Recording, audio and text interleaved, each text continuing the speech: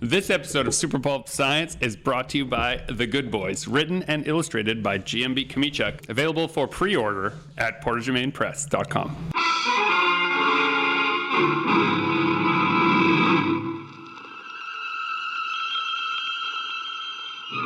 Attention, citizens. It's time for Super Pulp Science. This is Super Pulp Science, where we talk about how genre gets made. I'm here with Dan, our producer, and Justin, my long-suffering co-host, who I've pulled away from his Cintiq tablet because he was so intent on painting this morning. Say hi, Justin, but do it without spite. Yeah. Too late. I was painting a huge lighthouse golem. Yes. That I'm pretty excited about. And I went to see the lighthouse. Not related, but maybe it is. Maybe it is related. No. Huh? I don't think so. There are going to be seabirds. What's a lighthouse golem? Is this from a thing? Oh, lighthouse yeah, we've got a golem. book project. So we've had a book project that's been percolating for a year or two, and the basic premise is it's a sea full of sea monsters. So every ship that goes into it gets attacked. So mankind creates these huge golems that are powered by lighthouses that wander the sea, protecting ships from sea monsters. You know what I'm going to say? It sounds like Pacific Rim, like early version of Pacific Rim. It's similar in concept, but it's set like in a 1800s That's brilliant. style. That's so good. It's like steampunk Pacific Rim. And actually what it comes down to is, or what I like about it the most, is that the real story is about this little girl and the lighthouse keeper. Like it's even though it has this big bombastic like concept, the real story that we're going to tell in it is a very like personal, kind of sweet, kind of starts off with a broken man and a broken girl, and then trying to they fix each other and fix the golem and fix their So cool. And That we've been sounds good. talking about doing it for a while. It's always been on the list, I think. And so what I'm doing right now is I just had a good idea for a piece of concept art for it, or maybe like kind of a faux cover. Probably won't end up being the cover, Right. but it'll be something that'll cement kind of the design a bit, and it'll be something that'll show up in my next art book as kind of a teaser of like, here's another thing that's coming up in the next year or two. We've been toying with the idea of doing flashbacks, like doing the story told in two different times, with each of us doing art in those times, or at least one of us doing a flashback sequence, or, you know, just play around with the studio assets. You know, you have two illustrators and two storytellers, and what can you do to make one story? But interestingly enough, the whole thing started because we play this game at bookstore launches and bookstore signings, where we walk around the bookstore and we take the first or the last half of existing book names and we connect them to the first or last half of other existing book names. Okay. So our title. But before that, we were looking at cool book covers and cool book cover names, and you found like a great lighthouse cover, and I'm like, ooh, I want to do a lighthouse piece. Yeah. And then you were talking about doing a golem piece. Yeah, and so our two ideas smashed together right there. You go. Too. Yeah. That's cool. So a wandering lighthouse golem became. So old as salt, strong as the sea. That sounds cool. The only other thing that comes to mind when I think about a lighthouse is maybe BioShock, that had a lighthouse element to it as well, which is kind of cool. I think less steampunk, more Atlantis, the Lost Empire, like stone and magic rather than steampunk. Is stone punk a thing? Stone, it is now. Yeah. You just made it. Yeah. The first stone punk comic book you guys are going to create here. We also, one of the like blue sky ideas I have for this is I've always wanted to do a beer label. So we talked briefly with Brazen Hall, which is a local like microbrewery in Winnipeg, about doing a growler, like a custom growler for the launch of this book when it comes out, and doing like a strong porter beer, like something that they would make the beer and you guys would make the bottle. We'd make the logo so that it wraps the bottle like the lighthouse, like the island and the lighthouse would all like fit into the negative space. So of we the would growler. invest in like the growler design and printing, which it wasn't too bad. Yeah, not prohibitive. Yeah, and they would do a micro batch, which they're doing all the time, kind of thing. So we had like just kind of a brief discussion about it, and they seemed to like the idea, but we have to do all this work we first. Came in and said, we need a beer that's foamy like the sea. And they said, no problem. So, So who knows if it'll happen, but that was an idea that I thought would be really neat. That'd be good, yeah. That sounds great. And okay, so why don't we talk about this? It's a crazy idea to do all that stuff.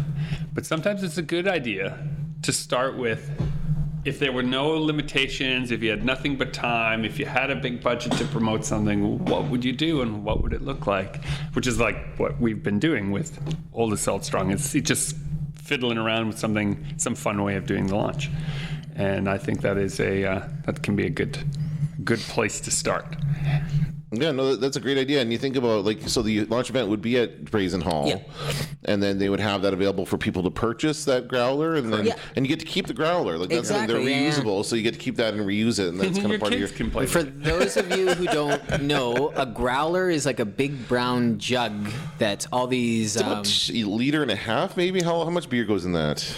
I can't. It's not like a full 2 liter, but you get quite a bit of good. I've done that at our local liquor mart a couple times, and it's great. It's a great way to try new beers. Right.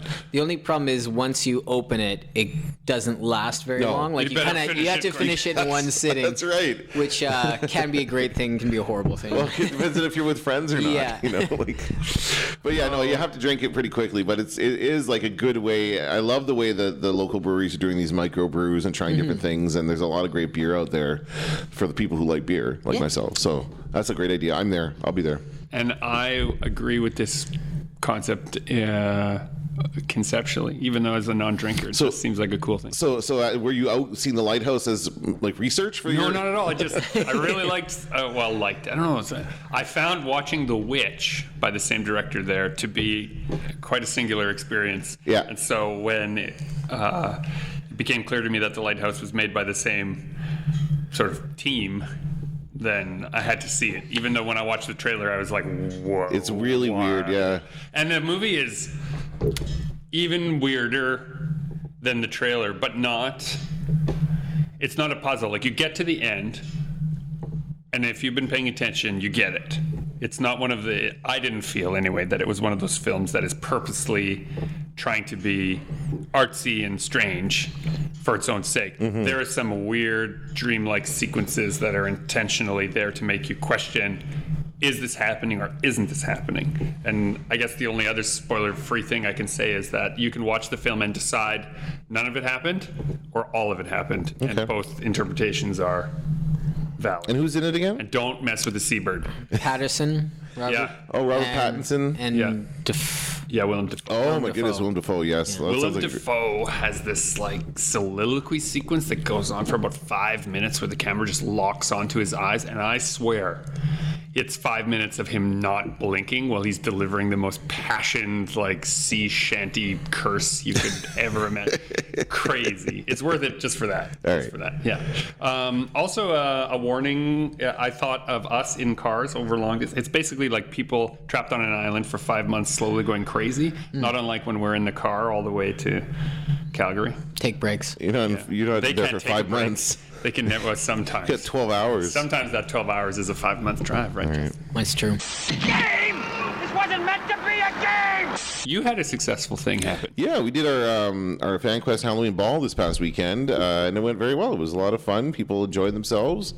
I don't know. It went as well as I expected. I wasn't sure how people were going to react, but overall, people really wanted to have some sort of event in the city at this time of year. There was an event, of course, that used to happen every year that is no longer happening. So we weren't trying to replace that exactly. We were not anywhere near as big. Right. Maybe a couple hundred people max. We did I'm sure we were over capacity at some point because it was packed. Right. We did have to turn a few people away. Wow. Just to say, all we said was come back in about half an hour when it's kind of died down a bit. That's all. Because we couldn't know how many people were really in there. Right. What a great thing. And you were mostly, it was small, and the thrust of how you were letting people know about it is come and celebrate celebrating stuff Halloween. that we miss about the with the overall Halloween theme. Like we were showing classic horror movies.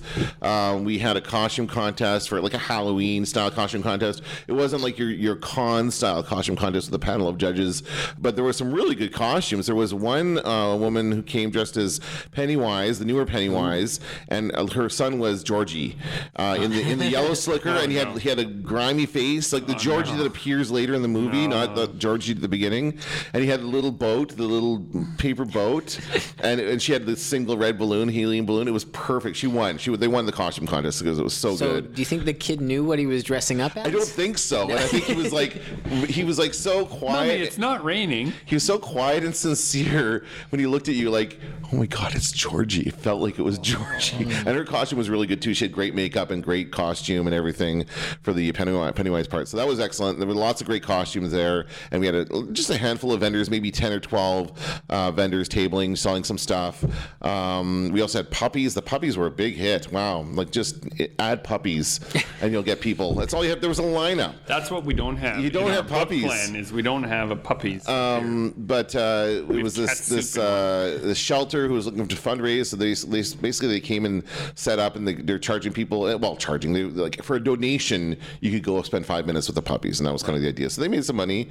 We had the Winnipeg Ghostbusters there, which is a local group who it's an interesting thing because it's kind of like the 501st or the Mandalorian Mercs, or it's a chapter of a larger group. Yeah, they're everywhere. They're these groups of Ghostbusters. So they, similar to the 501st, who dress up like stormtroopers and different Star Wars characters, these guys dress up like Ghostbusters. They have the coveralls. They have their actual names. Yeah, it's like custom names. Custom it's not names. just. So they're not all trying to be Vankman or whatever. No, although we would, to be fair, we would all try to be Vankman if we could be. But they had one of their guys was really good at building things. He built all their proton packs, including a slime pack from Ghostbusters 2, Whoa. like the big tank on the back. Ectoplasm blast. Yeah, he had that, and they had a trap. Like they had just finished building this trap, and they had a thing that you put it in and turn it, and when the light is green, the trap is clean. That whole thing happens. Yeah. It's very, very cool kind of prop building. And so they had a little table there set up, and they were like doing photo ops and stuff like that. So, and there was music and dancing and all that other stuff. So it was a great time. People had a great time, and it was a successful fundraiser. You think fandom is like among secular society replacing religion as the go-to thing to like build your idol? I don't know about that. Celebrate, make you feel good. What's happening is it's becoming more mainstream, like sports fanatics. Yes. Like people dressing up like their favorite sports team, right? They have just as much right to dress up like a Packers as you do with a Ghostbuster. Yeah. Yes. Yeah. It's more and acceptable. depending on your racist team name, maybe more of a right to dress like a Mandalorian than. Let's not go there. And that's because sports. Like I've talked about this from the beginning of FanQuest. We're talking about celebrating fandom without not sports though. Sports doesn't need our help. Sports is fine. Right. They have lots of fans. This is about building the fandom of other things. And actually, it's interesting because I'm actually Endgame working. was like the Super Bowl. What? Endgame was like the Super Bowl, right? Is it, or is the new Star Wars movie going to be like the Super Bowl? No, I don't think there's not as many teams. What? Right, there's a lot of teams that vied for supremacy until the end game. That's right, and they all showed up in the very end. That's right. Spoiler. Well, come on. It's not going to be. I was talking to my friend about this. It's not going to be an Avengers movie without a CGI army for them to just kill at random. That's what happens in every Avengers movie. Sure, yeah. So that's what happens in Endgame. You need goons. You need goons to fight. For sure. So just like sports has goons. Oh, we're back. I'll let you guys know. I'm actually working on pitching a show idea to CGOB. Like a legit. Well, this is a legit podcast, but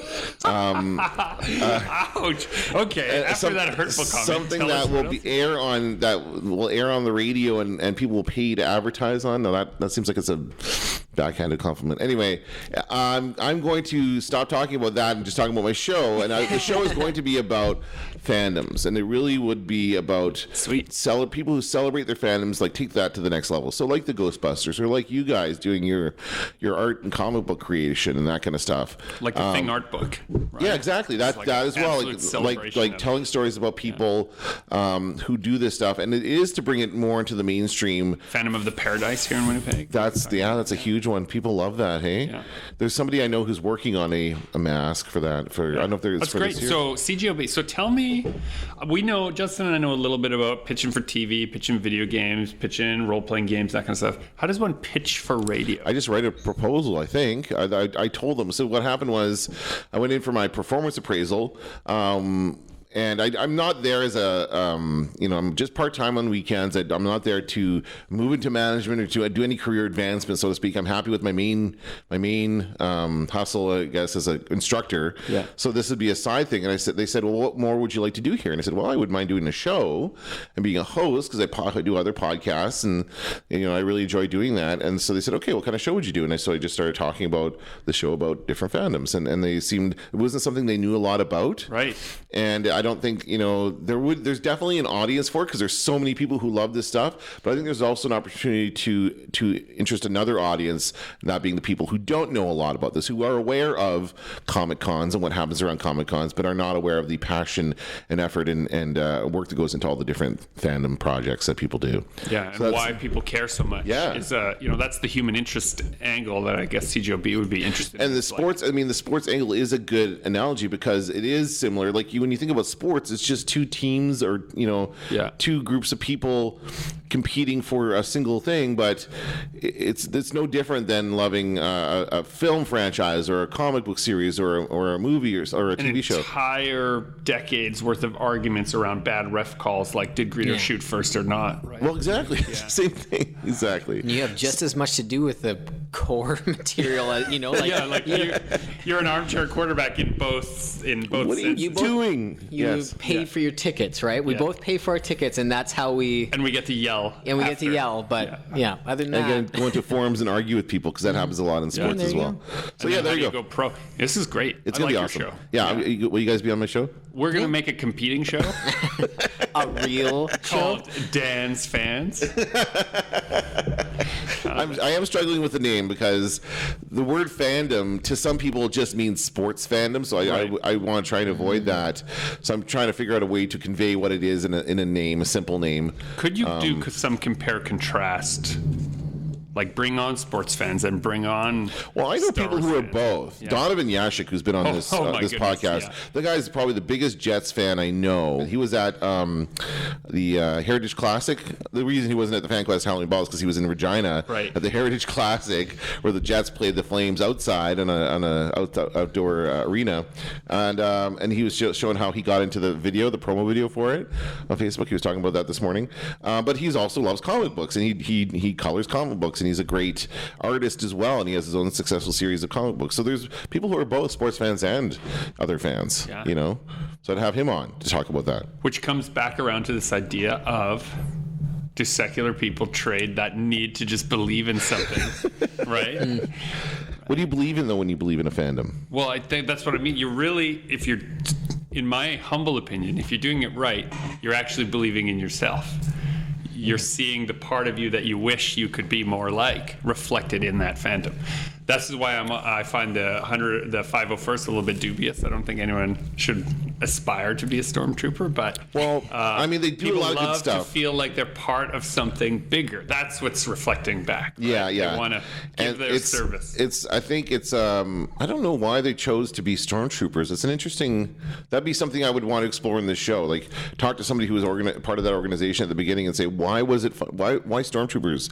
They're the bad guys. Mm-hmm. Why don't you want to be Jedi or something like that? Why choose that? Guys are cool though. Well, the armor is cool. The armor is cool. Yeah, that's probably what it is. It's easy to be a joiner, like sports, if everyone's got the same uniform. You know how the game serves us.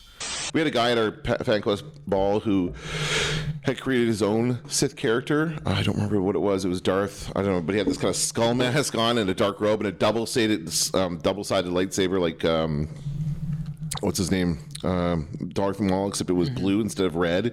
I don't know why he didn't have a red one. All Darths have a red lightsaber, I think. It's a requirement. Something to do with the crystal, right? When they build it. It is, yeah. That's what they say. The dark side taints the crystal, and so it turns it red. Yeah. It's a great MacGuffin Yeah, yeah. I was writing an outline for a story recently, and I literally in the outline for the science fiction story, I wrote MacGuffin particle. Like I was naming the thing that made the spaceship work, and I just couldn't think of something. And I'm like, well, for now, I'm just going to call it what it is. It's the MacGuffin particle. And that made it into the final draft, didn't it? That's what you ended up calling it. Should the Death Star laser have been red then? Because they no, because they flip it around. They flip it around for the bad guys. All of the Empire's lasers are green, and all the Rebels' lasers are red. Oh, okay. It's flipped around. Not sure why. But I thought the Death Star was based on like lightsaber technology. Well, that's what they said in Rogue One. Yeah, you're right. You're right. But what if? What if the reason is that the Rebels are good guys who should know better than to kill, and so their lasers are coming through with that tainted dark side energy, and because they're being attacked, right? The Empire is actually defending itself, and so their lasers are unfettered I don't know about that. power.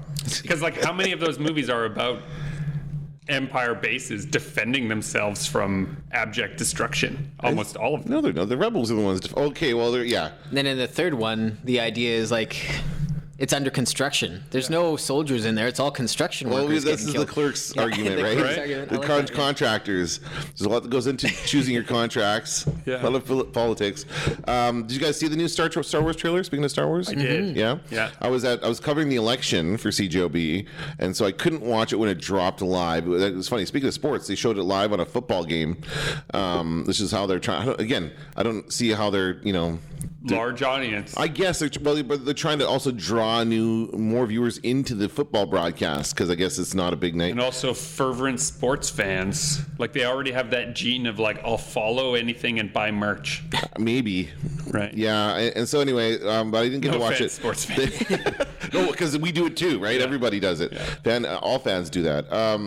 So they then when it dropped, it was in this packed like election headquarters of this candidate, so I could not watch the trailer live. So I had to wait. I ended up sharing it to all the FanQuest social media before I actually watched it myself because I'm like, I can't watch it here. So I had to wait till I got home and watched it on my TV. Gotta have proper sound. Yeah, that's because the music was so good in that trailer. And then my friend Kenton, who I host the Star Wars Nerds podcast with, he was at the Morrissey concert on Monday, and he was trying to buy tickets while he was at the concert, and he ended up buying 5 sets of tickets because it just kept going through. Because he couldn't get he was never getting the confirmation page, and he's like, "Is this going through? I don't think this is going through." So he kept doing it. So he did it 5 times. It went through on the 5th time, but he ended up with 5 sets of tickets. Well, I need a set of those tickets, yeah. Well, I'm sure he still has it. We did give away one of the sets at FanQuest at the Halloween Ball, but yeah, he's got quite a bit of tickets for that opening night, for the Thursday night. Yeah, there'll be 10 or 15 members of my family all together. We do my birthday is in December, and we do we always pick a Christmas movie, like a family movie to go and see, and so far everyone's been pleased with Star Wars. I like that Star Wars is in Christmas time now. It's Christmas. This is making me think like the new Terminator movie is about to drop, and I'm excited about it. But Terminator has let me down so many times. It's like I'm a dedicated sports fan who, even though my team never wins, I just keep rooting for them. Yeah, that's kind of what it feels like with this new Terminator movie. Yeah, you just want them to win the championship. I just want them to win. I just want a good Terminator movie. Premiere, I guess, got bumped yesterday for that film, like because the Chinese theater is like in danger of burning down right now. Oh no! Oh, because of the wildfires. Because all the wildfires. Yeah. So apparently they canceled it, and then all of the food and craft services and like after party, like revelry, food and drink, they donated to the Red Cross. Like, oh, good for them. Yeah, so that's great. Cool. I guess their entire community is in turmoil. So it's right down there. But that's a great. I like that parallel that you're drawing there. There's a lot of parallels between sports fandom and like sci-fi or comic book or film fandom. Just the group of people who really love something that will stand by it no matter what. Yeah, like the Alien Predator franchises. I'm always there. Yeah. With my ticket in hand. Yeah. And just try to not think of Requiem. Now, are there okay, so in some cases of sports teams, there are times where someone will just abandon a team because they're just disappointing them too much. Has that ever happened for you guys for film properties or other fandom properties? Ooh, Directors, I'm out. Transformers, I'm done. I haven't seen. Yeah, there you go. That's over. That should be an easy. That should be slam dunk. I should be devoted for life, but they wrecked it. But even with Bumblebee, I didn't even see Bumblebee. That's how wrecked it was. Well, why bother? Because there's a single scene in Bumblebee which is exactly how these movies should look, and you know what I'm talking about. Like they recreated the classic looking Transformers in this one scene, like a War on Cybertron scene, and it's amazing. And like that's what the next movie should be, right? Actually, yeah, I have to agree. The Bumblebee movie is great. And is it worth watching? It's fine. It's not a super great movie. So this is how franchises, we just right here in the microcosm, this is how franchises survive, right? Enough, like if you divide the crowd into thirds, if 2/3 of them are like, one of them's like, yeah, it was great, and one was like, yeah, it was pretty good, then that other third gives it a shot. But that's it's almost like they just got rid of most of the players, like kept the jerseys, but like rebuilt the team. They hired a new coach. Yeah. Hired a new coach. Yeah. Right? So That's now what it's going to be better again. Because there's a new coach. Yeah, that's right. Because after the second, I think I only watched the first Transformers one, it was Shia LaBeouf, and the second one, and part of the third one, and I turned it off, and that was it. And I think there's been 2 more since then, and I haven't seen either of those 2 because I was done with the Michael Bay Transformers. Mm-hmm. But because Bumblebee was a different director, and in fact the director behind Kubo and the Two Strings, which is an amazing film, that got me in. And the idea of it being an older, like retro style, so Bumblebee is actually a Volkswagen, that whole idea, that brought me in as well. So I liked that enough that it seemed like it was the old team again. Well, and what I've always, so if we're going to talk, let's talk story elements. Why I think I had always loved Transformers as a kid was because Optimus would always show up and there'd be some impassioned speech about how, well, yes, we're big, powerful robots. What we have in common, human occupant, is that we both want and value the same things. And actually, I admire the fact that you, the human, would risk your soft exterior to try to accomplish the same things that us giant super robots are trying to accomplish. It was those moments that were the human things that always like inspired me and was like, yeah, that's great. There's a good message in there. Yes, they're selling me toys, but on the back of that toy, every toy was a symbol of like, you can be better. The humanity in you is the important part, right? And then by the second Michael Bay movie, it was like, how many jets can explode before I'm bored? Yeah. Right? Yeah. Well, not only that, but they missed out on all those messages, and there was too much of the product placement. You know, all the cars are specific brands and all that other stuff. So it was just too much. And super sexualizing all the women. Yeah. That even like a female Transformer at one point, wasn't there a Transformer that was a sexy girl or something? I didn't get that. There was. In the third one, it was weird. That was the one where it was during the writer's strike. Like they didn't have any proper writers involved with the film. That can't be true because the film would have already been written before it went. I can't watch it and say that again. God, it was so bad. That's the one that takes place in Chicago, and I'm like, oh, it's Chicago. I love Chicago, and then they trash Chicago. I didn't watch it that far into it. I watched the last one, Knights of the Fallen, last night. Yeah, with Michael Hopkins. Yeah, with Anthony Hopkins. The first bit, it's almost Anthony worth might save this. Watching it to fast forward through all the acting and just like the special effects team. Like, it's some great special effects. God, and then they have to talk. That's one where they said Arthur's knights were Transformers, right? They were really... Merlin had like a Transformer stick and controlled Transformers. And, yeah. Oh, man. I'd like some information about corporate decisions, how they're made and who makes them.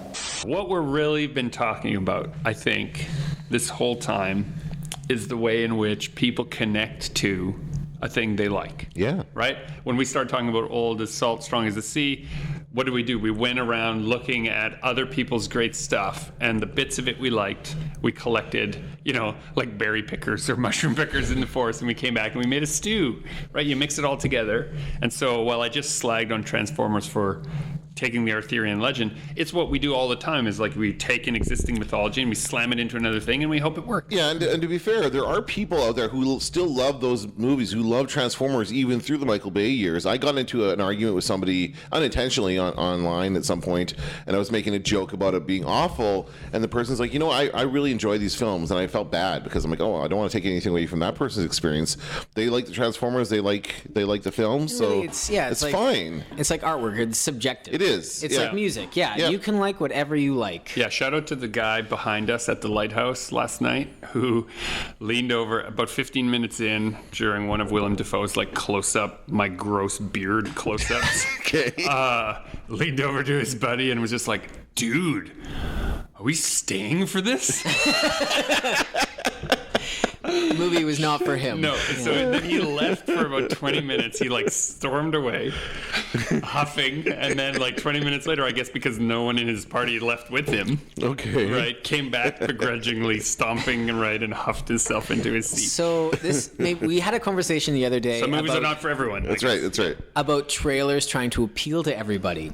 So Yeah. at the studio the other That guy day, got lied to we by the put trailer. on Meet Joe Black, or yeah, Oh my goodness. right? Is that what it's called? Meet Yeah, Joe Meet Black. Joe Black. Never- Which is Brad about Pitt. I've seen it. Yeah. death incarnate coming to Earth to like have a vacation. So death itself. It's a remake of an earlier film, I think, called Death Takes a Vacation. But it's also a flip upside down of like Dante's Inferno, which we're Right. talking about off. Yeah, right? yeah. Where rather than someone touring the underworld, Death is touring the living world. Yes. Right?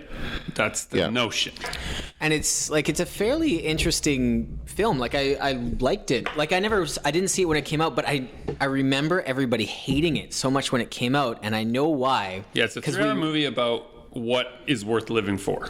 yeah. But if you watch the trailer, Oh my gosh, this trailer. Never has there been a trailer that lied more to it's its portrayed audience. as like a rom-com, like a goofy, like death trying peanut butter for the first time. That's Ooh, I like peanut butter. That's the marketing. That's on the marketing department. Like, and it must really hurt for a director to see that happen to their film. Yeah. Another example I can think about that's like that is Guillermo del Toro's. Yeah. What was the one he did? oh, with the house, Yeah, I don't remember. Oh. the love story, the Crimson gothic. Peak. Yes. It was a peak. Marketed as a horror movie when it's not a horror movie, and he says that he's like, it's not a horror movie, but because of his background with monsters and Pan's Labyrinth and all those films, they kind of this is what Like he a does. gothic drama that happens to have ghosts. Yeah, exactly. So they marketed completely wrong, and I don't think it did very well. So is that just a focus group result? Like they show well, they do these test screenings, right? So they do ask people, what do you think about this or whatever, but I don't know. Well, the increasingly, and I've never worked, so this is like third-hand information for me because I've never worked directly with any kind of production that needed this. But increasingly, big budget films, a separate company puts the trailer together. Yeah. Is looking through dailies and putting together like what will connect with audiences and why, and they crunch demographic data and they say if we're trying to get this many millions of women from between this and this age, it needs to have this kind of story beat in the trailer. Men need to have this story beat in the trailer, right? Like they do this kind of. But the Lighthouse, I feel like the trailer was true to the Lighthouse trailer is honest. Okay. The Village was The Village is a lie. advertised. The Yeah, trailer it was for The Village Well, is a lie. horror again, movie. Yeah, because monster movie. you I was so can't- excited for a monster movie. You can't do that without giving away the end of The Village, though. Like you really that is a surprise ending to that film, right? At the time when M. Night was doing all these surprise endings. Sure, right? but you could have marketed the film as a drama, which it is mostly. Maybe, yeah. Based on these great performances of the stars. Let's listen to that soundtrack after Right? this. Yeah. It's a good soundtrack. So you got to wonder is what they're waiting for is that opening weekend. They're trying to make their money back and keep the momentum of that opening weekend because That's it's a less lie that true. immediately. is proven wrong. Like Yeah. you people go to the movie, they realize this wasn't in this part isn't in the movie. The one for Rogue One, the famous scene where the TIE fighter comes to the top of the tower and you see the main character facing down a TIE fighter. That never that never happens. They cut that. It was never part of it was a shot that was specifically made for the trailer. Yeah. It was Or in never part of the movie. Not Avengers Endgame, but Infinity War, they shot all these trailer shots with the Hulk Yes. in it. Yes. And I was talking to somebody about this, and he's And not it's in the the movie. Hulkbuster It's a in the movie. Hulkbuster Yeah. instead. Yeah, they subbed it in. and they also played around with what stones Thanos had. I bet you, it wasn't just. I think they did that intentionally. Like, it wasn't that they shot it one way and then ended up going another way. Absolutely. I think it was Yeah. like misleading. Like, they shot the trailers and then did the movie the way they intended. They will go to great lengths to avoid having the film spoiled. They shot apparently they shot 3 different endings to the new Bond movie. Right. This one that's just wrapping right now because they don't want people to know how it ends. And so they have 3 choices. You know what, though? Okay, that's also a spin job, though. Partially, you shoot 3 different endings because in the edit, you need to know. And by then it's too late. Like, yeah, you can't reshoot Yeah. once you edit Right. it. And then you show it to a focus audience, and they're like, what? He died? Oh, I Yeah. hate this movie. And they're like, oh, no problem. We'll re-edit the other ending that we shot. When your movie crosses that $100 million production value, Safety nets. You don't leave it to chance. You shoot 3 endings. You shoot 4 endings. But then in order to not ruin it for people and be like, yeah, we basically cater to the crowd. You don't want to tell people that, right? You say, oh, we create this spin of like, we don't want to spoil it. So Okay. Because no one's spending millions of dollars in reshoots to not spoil the ending. Sometimes they do. You should do a book that's like a choose your own adventure, but just with the ending. So it just reads like a normal book for the first 90 pages. And then you get to a page saying, like, for the happy ending, turn to page 96. For the sad ending, turn for the weird ending. Yeah. For the WTF ending. For the Inception ending, go to this one. For the anyway, you don't know what No, happens. for the Inception ending, turn back to page. Start again reading. Yeah, that's interesting. There's a lot of that happening more and more. I find that I don't put as much weight on the trailers as I used to. I mean, it's not as important a part of the marketing for me. For the Star Wars trailer, I was like, okay, that's nice, but it doesn't get me as excited to see the Like film. fulfilling the promise. You try not to watch trailers often, for some. ones that I really like or that I have high expectations for. So like a no franchise movie, I try not to watch the trailer. Like a single movie that just exists on its own. Yeah, I without, try because that'll just wreck. I admit that is the best way to go into see a brand new idea. The best way to go in is completely unknown. Yeah. Right. You know, it's interesting. If you're trying to fulfill the promise of your work, I went through this many moons ago. Sam Biko was the editor on my Midnight City series. Yes. And volume 3 is coming out, and we had a meeting, and she was like, so the way it's shaping up, it's like there's a lot of these characters seem to like come out okay. And I'm like, yeah. She's like, that does not fulfill the promise of the first book. You promised your readers in the tone and pacing of the first book that this was a Lovecraftian style story, right? It has these pulp elements, but if you're fulfilling the promise, most of these people should not get out alive. And I'm like, but I like them so much. I've just Kill spent your hundreds characters. of pages. And she's like, it's not about that. It's about being true to the whole concept. Okay. And I had to walk, like I remember leaving that breakfast meeting and being like, what does Sam know about this? Right? And then like an hour later being like, she's 100% right. You know, so it's spoiler tough. alert, That's most of them tough. don't make it out alive at the end. Because when I reread my own work, it's like, I really had promised a horrible arc. That sounds a lot like the changes that were made to Rogue One, because I believe that in the first version of Rogue One, a lot of the characters did make it out alive. What? I thought that as soon as they announced what that movie was and what it was going to be, it was like, oh well, they're all going to die for sure. Yeah, well, apparently they weren't going to the partially why first I went. version. Yeah. The first version of it.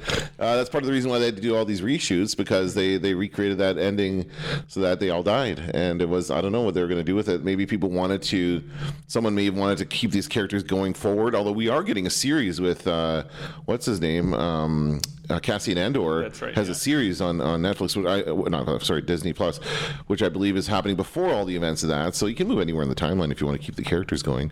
But that's I mean, it's part of the choices you have to make, right? To make them more. You're right. That's exactly what people think when they think about a movie about, the people who got the Death Star plans to the rebels. We already know they all died. Well, we know the Bothans died the second time around. Yeah. That was in the Return of the Jedi. Many Bothans died to bring us this information. Yeah. But I mean, the other people died the first time too.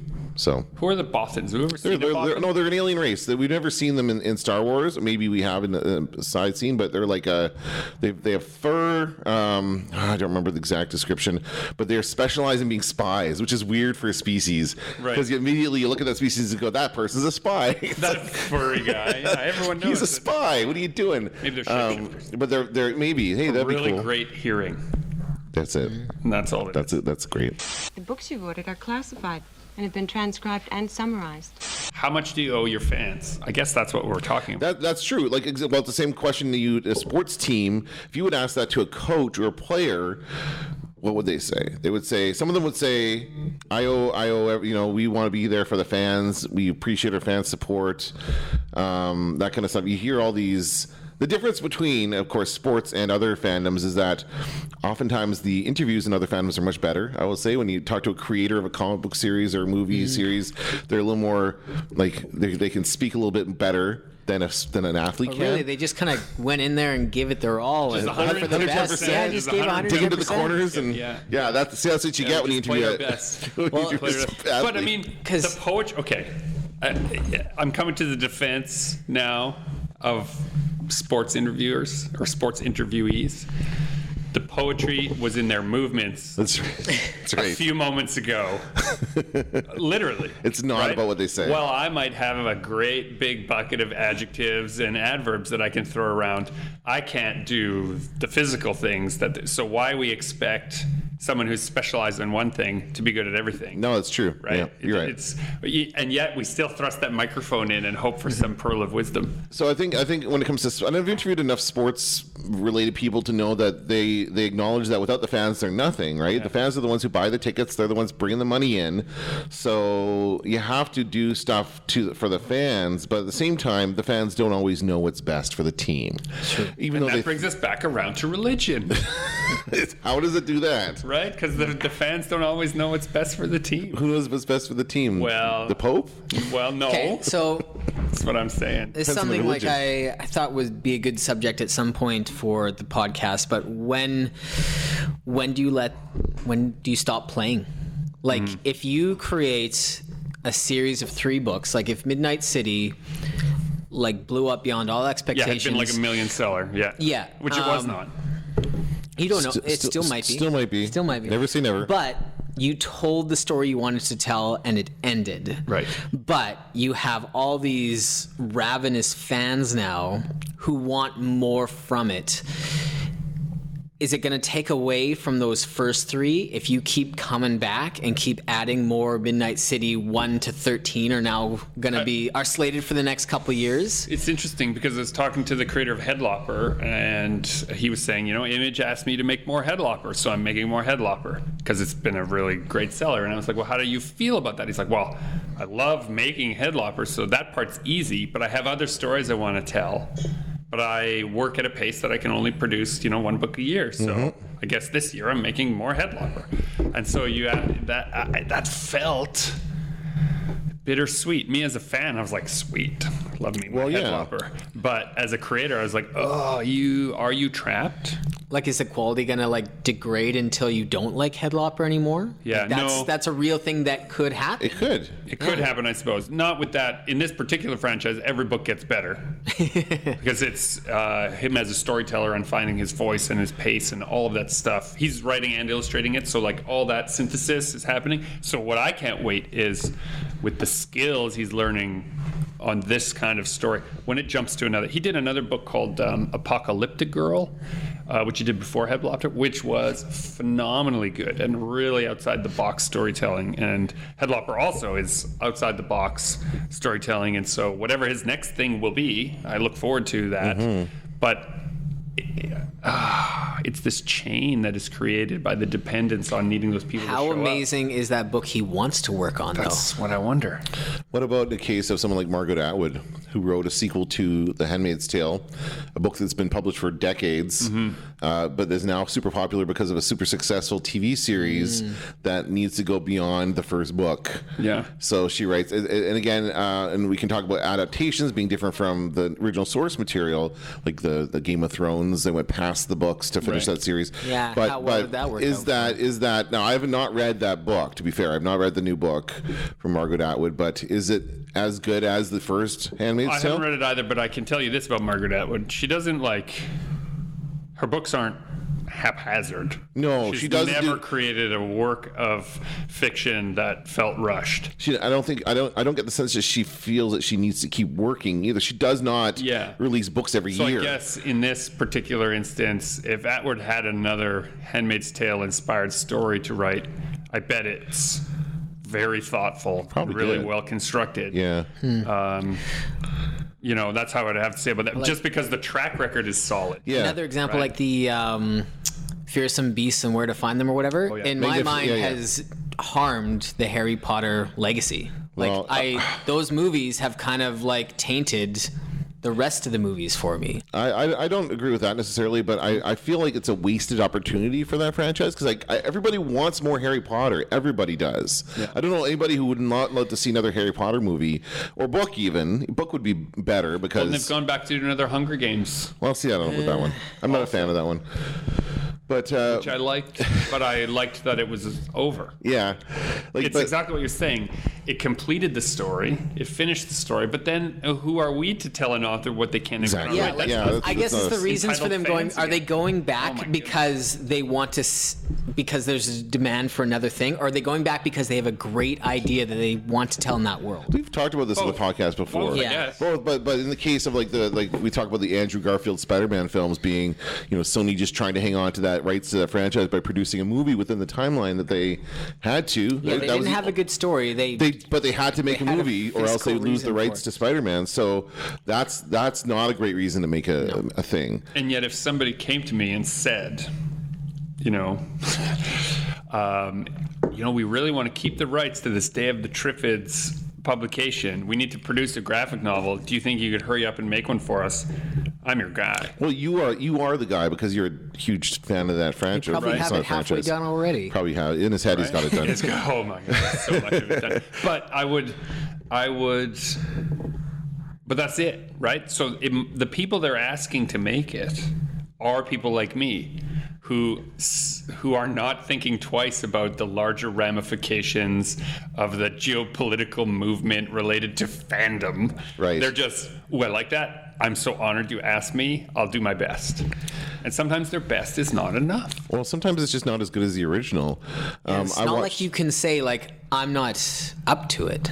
You're not going to turn down that opportunity to. Right. And of that's course the not. trap of it too. Its ego is all wrapped up in there too. It's not a game a man is supposed to grow strong in, Jonathan.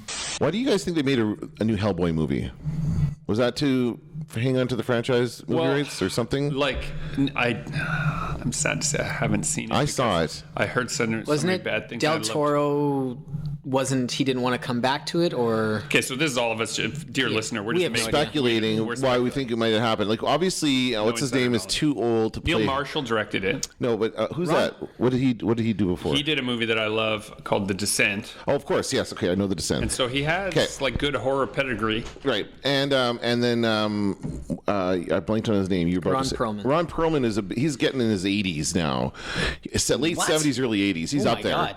I know, but he's a little too old to play Hellboy at this point. So, and he said that he would have done a third movie in that franchise, but they He's just old waited enough too to long. wrestle my dad, but that's it. He should probably not do any more action movies. So, My dad would win, by the way. yeah, I'm sure you would. So there's that, and I did see. I classified that as a horror movie because I'm watching my 31 horror movies this month. So I put Hellboy in that, and I watched the reboot, and I have to say it's fine. It's not awful. It's a bit too much CGI for my taste. Like it's a lot of CGI, and it's just like I don't know. Like you could do that with practical effects, and it would look much better, like they did in the original Hellboys, right?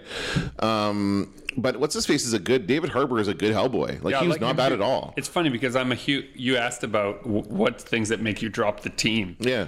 I have collected Hellboy since the first issue, every trade, every I've met Mike Mignola a number of times. Yes, you've spoken about that on the podcast. I've got original sketches from I am a fan. You're a Hellboy fan. Did not see that movie. No, but it's now you can't even make the argument that it's too soon. It's been more than a decade since Yeah. the last Hellboy movie. So I saw the trailer, yeah, the teaser trailer. Just the teaser, the thing that was supposed to make me want to watch the main trailer, and I don't even think I showed up for the main trailer. Like once I saw it, I just was like, "Oh, this is so average." yeah, feeling. It's just too much CGI is my main beef with it. And for me, and this is obviously just one podcaster's humble opinion, the source material is so above average. Yeah. So beyond what people's expectations should be of a thing called Hellboy that you should rise to that occasion as a filmmaker, right? Someone saying, "Oh, we'll fix it in post with CG." No. But the thing is, I think the script for this film is pretty good because they reference that kind of stuff in this. There's no, like, they don't retell the origin story. They reference it a little bit, but they flash back to it a little bit, but they don't really retell it like they would. So it's not like they're making a remake of the first Hellboy. But there's a funny line in there where he talks about Raw. He's like, "Oh, I met Raw once. He's a close talker." It's a close talker. It's just a funny line like that. And there were lots of good little lines like that in the film. So I think the script was good. I think the acting was good. I don't have a problem with them redoing it 10 years after the first one. But I also want to say that I don't think they owe me anything. No, they don't. You're right. They don't. Right? Like, I'm owed nothing by that attempt to make that film. It didn't work for me. It worked for some people, and that's just fine. Yeah. Right? So, coming back around to our original thesis, do you owe the fans? No. Ultimately, no. I don't think so. But doesn't that then create an adversarial nature between you and the people who are supporting you? Yeah. Well, and how long is that going to last before you can't continue? Yeah, then they're not your fans because they're like, "Oh, he hates us." It's all about if the fans like what you're doing, they're going to stay with you. Yeah. If they don't like what you're doing, they're not. But the problem comes when you try to change what you're doing to appease the fans, and they don't like it. When Natural this selection rolls right taking back place. to the microcosm of us doing individual pieces of artwork, fan art. When we try to make things that we think this will land in the current fan frenzy, usually falls flat. And when we make a thing that we love and we put more time and attention and energy into it, as a result, it usually lands, even though it's super obscure. Because your fans like you. Right. They have the similar tastes as you, so they like what you like. That's true. It's something I've noticed going around like Artist Alley and looking at different artists. It's not the subjects that they're drawing that draws me in. It's always the style of the person. Yeah. Style It doesn't matter what it's of. It's how they're telling that story. It's Yeah, like, I don't know what this thing on the wall is with the circular. I don't even know what it is, but I love it. I love the that circular painting. what? You know, this one around here behind the record player. Oh yeah, that's Right? a concept artist from Seattle. God, I don't know his name. I've like through. He also did that underwater Gundam with the fishes. Oh, it's incredible. Yeah. Yeah, it's just totally compositionally. I don't know what these two pieces are from, but I'm thankful every day I look up from my desk and see them on the wall. They're just so incredible. So that's it, right? I didn't even know that was a Gundam. Yeah. You thought it was a Voltron. Right? All this time I just thought it was just a decrepit underwater mech. Yeah, behind the Secret of Nim, Yeah. right? Yeah. I think it's a Gundam. Might not be. Wow. See, even I don't know. It's just like the style is so great. That comes back around to what you're saying, right? If your heart's in it when you made it, maybe that is what connects. And that's what I was saying about Justin's Transformers, checking right? The stuff that's in it, that's real, that connects to the people, right? Yeah. We're not robots, we're not aliens, we're not Starship Commanders. That stuff is interesting, but it doesn't connect with us. It's the stuff that's the human element that connects. And if you instead say, well, maybe we'll put in some more starships instead of some more human moments, maybe that's where those franchises fall apart. Mm-hmm. Huh. Interesting. This has been Super Pulp Science, where we talk about how genre gets made. Today we focus on how other people make their genres, and we're encouraging you to join the fight and make comics.